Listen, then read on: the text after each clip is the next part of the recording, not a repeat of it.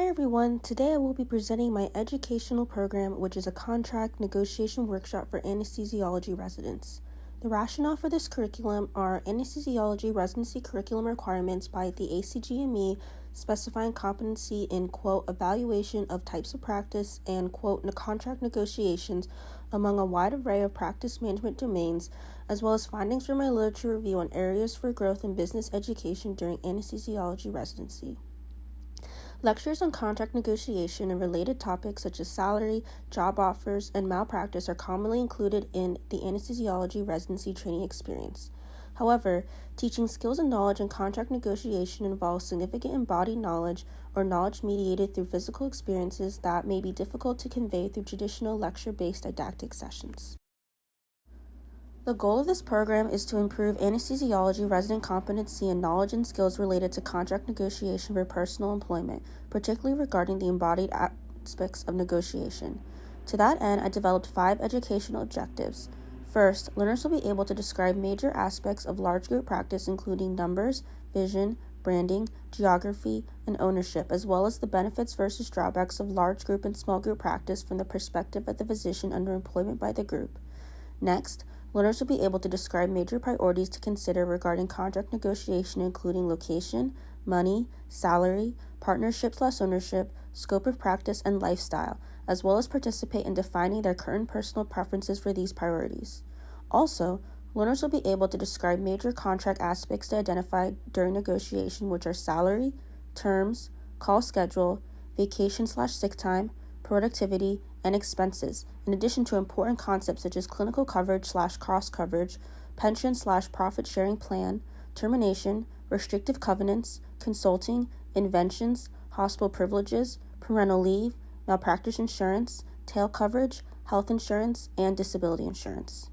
Lastly, learners will be able to describe 3 aspects of negotiation etiquette, including prioritization of must-haves, not accepting the first offer, and the optimal attitude for negotiation, which is polite, honest, firm, and flexible, as well as participate in the contract negotiating simulation and demonstrate these aspects of negotiating etiquette at least once during the simulation. Educational strategies were matched to learning objectives based on recommendations from Thomas et al. In their textbook, Curriculum Development for Medical Education, a 6-step approach.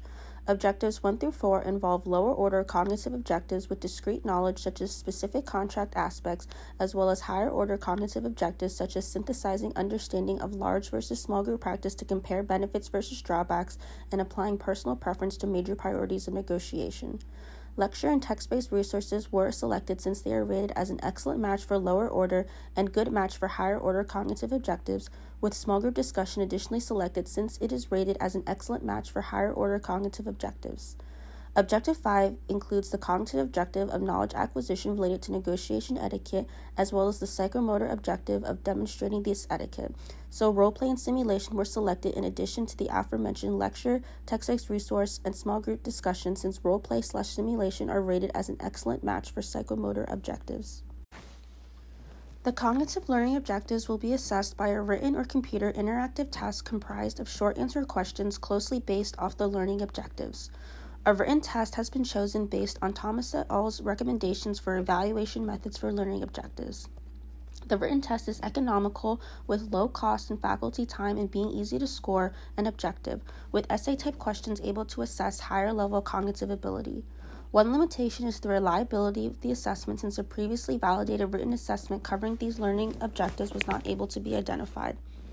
The written test will be administered following completion of the workshop, but not immediately following the workshop.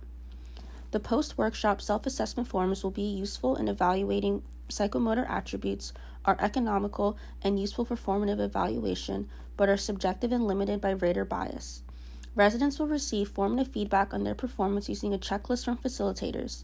This direct observation is the strength of being more reliable, like how objective structured clinical examinations are standardized and validate assessments of clinical skills, but is limited by faculty bias and inter- and intra-rater reliability.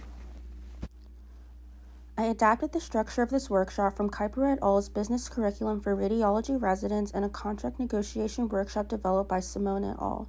The workshop is intended to be implemented at a single medium to large size anesthesiology residency program at an academic institution composed of 15 to 20 residents, and facilitators should be anesthesiology attendings, preferably more experienced junior or senior faculty with at least 10 years of independent practice experience to allow for more experience with the anesthesia job market and understanding of the specific context of negotiating personal employment contracts from the perspective of the anesthesiologist job applicant.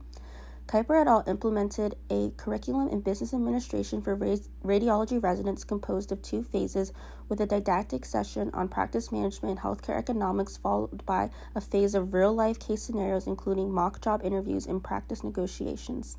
Similar to that structure, this workshop will have 2 phases of a lecture with assigned reading, followed by the negotiation simulation.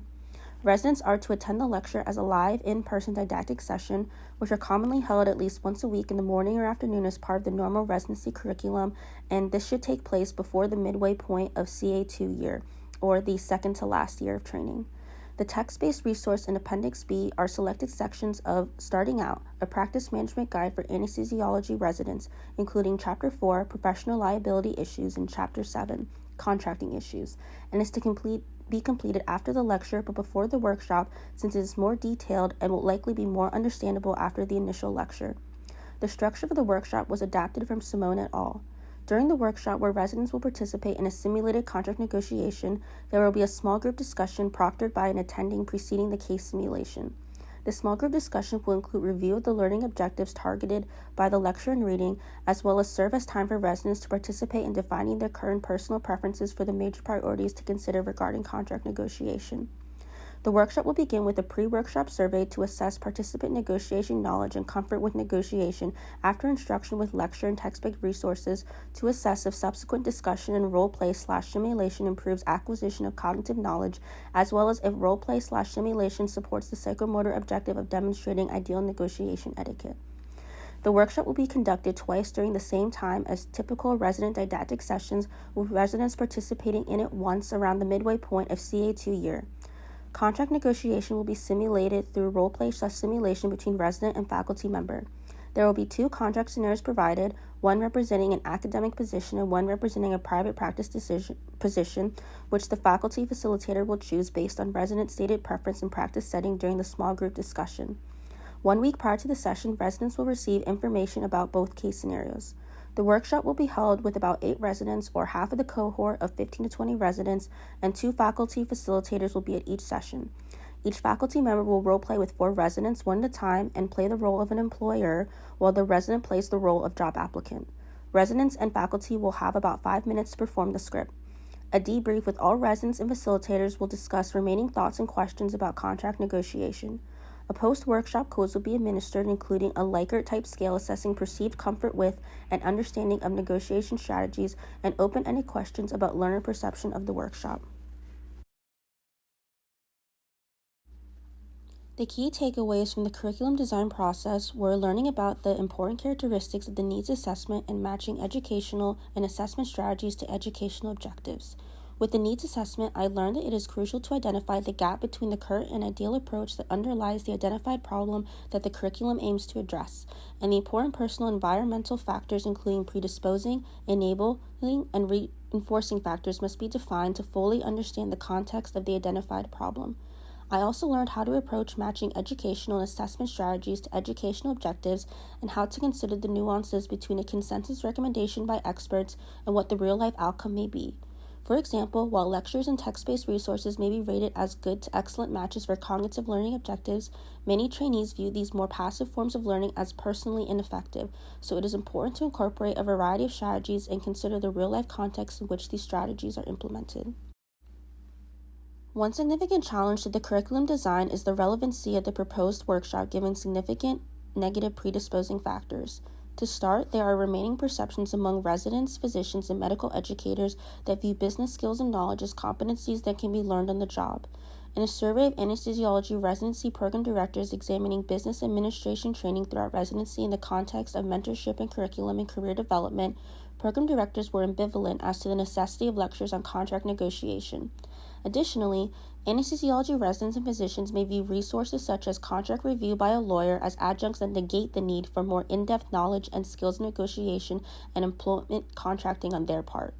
Also, as the practice landscape changes wherein physicians are more likely to be employed by large private practice groups, hospitals, or healthcare systems with decreased opportunities for partnership/ownership, residents and physicians may see that there is less opportunity for physicians to be part of contract negotiations and therefore perceive there is less necessity for physicians to have knowledge and skills in negotiation. Regarding constraints and implementation, the timing of the two-phase workshop must align with the job search timeline for most residents, keeping in mind that CA2 year is busy for many residents with fellowship applications, and the job search for those not pursuing fellowship begins about halfway through CA2 year, with many residents signing contracts at the beginning or halfway through CA3 year.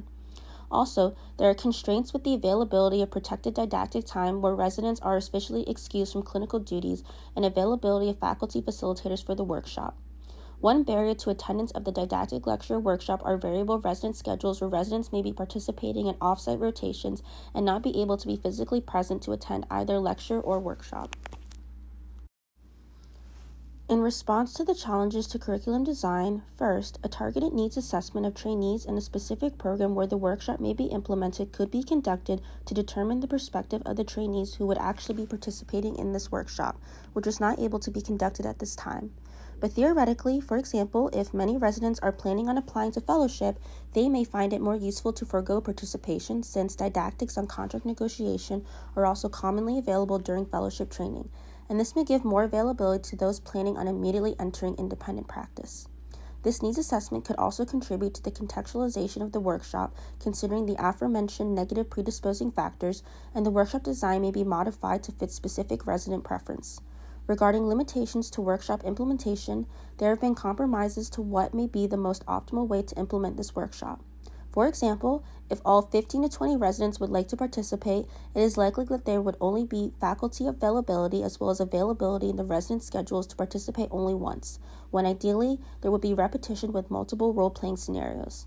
Additionally, ideally, like the Kuiper et al. Curriculum design, there would have been inclusion of more wide-ranging negotiation scenarios such as negotiation between a physician group and hospital administration, which may have had more interest or relevancy to trainees, but these scenarios were not included for the sake of resource availability. These are my references, and thank you so much for listening to my presentation today.